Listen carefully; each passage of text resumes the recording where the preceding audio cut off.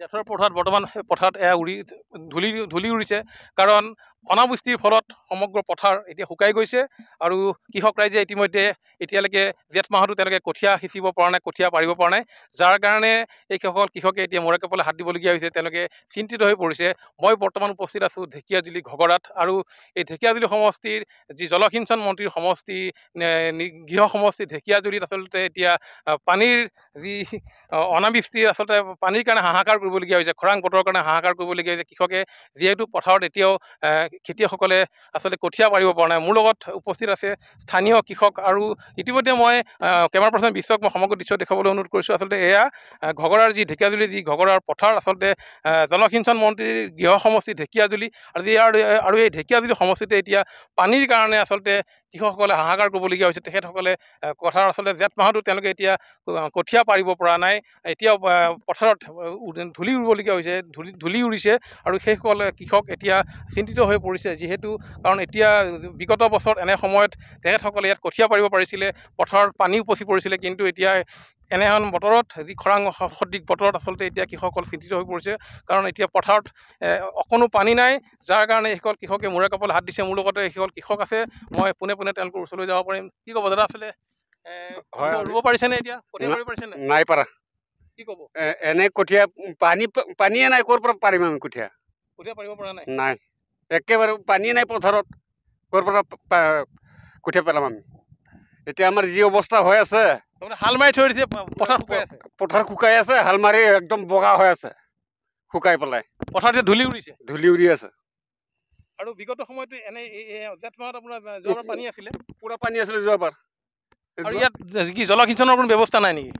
কোনো দিয়া নাই আমাক। দেখিছে এটা মেচিন এটা আছে, এইটো খালি মেচিনটো এটা আছে। পানী নোলায় নেকি? পানী একদম অলপ ওলাই থাকে, একদম ভৰ্তি নহয়, একেবাৰে পানী কম, একেবাৰে পানী কম। এইটোতো আচলতে আপোনাৰ যি জলসিঞ্চন মন্ত্ৰী অসমৰ অশোক সিংঘাল, তেওঁৰ নিজৰ সমষ্টি এইটো, আচলতে তেওঁৰ সমষ্টিতে আজি পানী নাই, আপোনালোকে হাহাকাৰ কৰিবলগীয়া হৈছে। কি ক'ব? কি কৰিম আমি এতিয়া? উপায়তো নাই আমাৰ।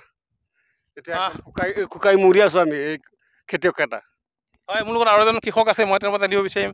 দাদা, কি কঠীয়া পাৰিব পাৰিছে নাই? কঠীয়া মই বৰ্তমান এই এক ডবাটো 3 দিন ধৰি মই ভৰ্তি কৰি আছো, পানী আজিলৈকে হোৱাই নাই। পানী কঠীয়া ভিজুৱাই আছে। ইয়াত যিটো মই জলসিঞ্চনৰ যিটো মেচিন দেখিছো, আচলতে তাৰ পৰা পানী একেবাৰে কমকৈ ওলাই নেকি? নাই, আগতে যেতিয়া নতুনকৈ বহাইছিল তেতিয়া অলপ ডবলেই দিছিল, এতিয়াতো পূৰ্ণ হৈ গ'ল, এতিয়া পানীয়ে কমকৈ দি থাকে। আৰু এইবিলাক চাবলৈ কোনো বিভাগীয় মানুহ নাহে? কোনো নাহে, নাই, কোনো অহা নাই। এতিয়া কি কৰিব আপোনালোকেতো ৰুব পৰা নাই? ৰুব পৰা নাই, থাকি চাওঁ আৰু এই জেঠ মাহটো পিছত লাগি পাৰা যায় নে নোৱাৰে সেইটো ৰখিম আৰু কি।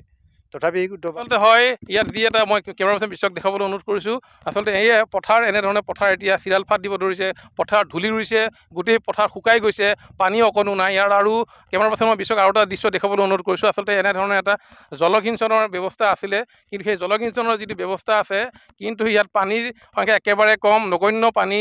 গোটেই দিনটো ইয়াত ৰখি থাকিলেও কৃষকসকলে এটা মাটি ডবলা ইয়াত ভৰ্তি কৰিব নোৱাৰে। তেনেস্থলত সেইসকল কৃষকে হাহাকাৰ কৰিবলগীয়া হৈছে। আৰু যি ঢেকীয়াজুলি সমষ্টি গৃহ সমষ্টি, আচলতে অসমৰ যিগৰাকী জলসিঞ্চন মন্ত্ৰী, সেই জলসিঞ্চন মন্ত্ৰী গৃহ সমষ্টি ঢেকীয়াজুলিত যেতিয়া এইসকল কৃষকে হাহাকাৰ কৰিবলগীয়া হৈছে, মই আকৌ এবাৰ পোনে পোনে মই যাবলৈ বিচাৰিম এইসকল কৃষকৰ ওচৰলৈ। আচলতে ইয়াত যি কোনোবাই চাবলৈ আহিছে নে আজিলৈকে, যিটো আপোনালোকে চাবলৈ নাহে?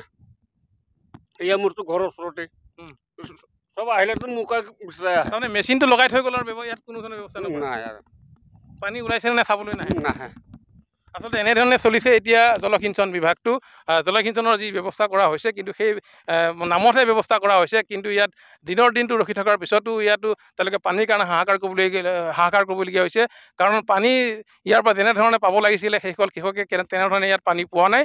গতিকে এইসকল কৃষকে অনাগত দিনত যিহেতু এতিয়া সম্পূৰ্ণ খৰাং সদৃশ এক পৰিৱেশ, আৰু গোটেই মাটিত আচলতে কোনো ধৰণৰ ৰস নাই, নিৰস হৈ গৈছে, পানী শুকাই গৈছে। গতিকে সেইসকল কৃষকে অনাগত সময়ত এই পথাৰত কেনেধৰণে আচলতে তেওঁলোকে কৃষিকাৰ্য সমাধা কৰিব, সেয়াই হ'ব লক্ষণীয়।